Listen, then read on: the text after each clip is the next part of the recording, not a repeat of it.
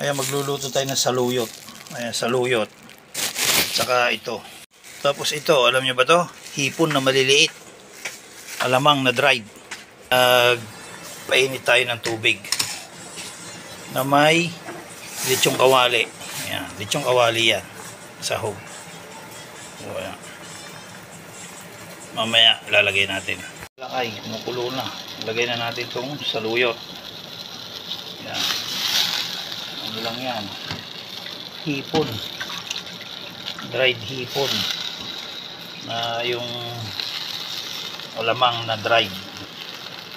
Tapos lechong kawali. Lagay natin yan.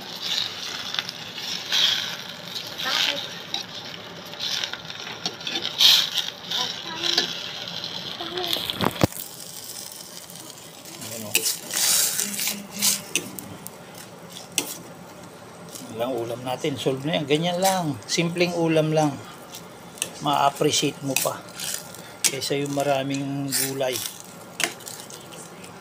Ayan,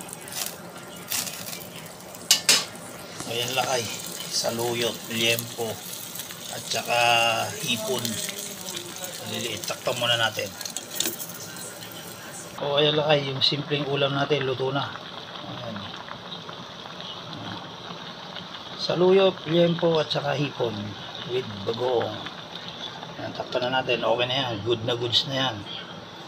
God bless. Ingat kayo lagi.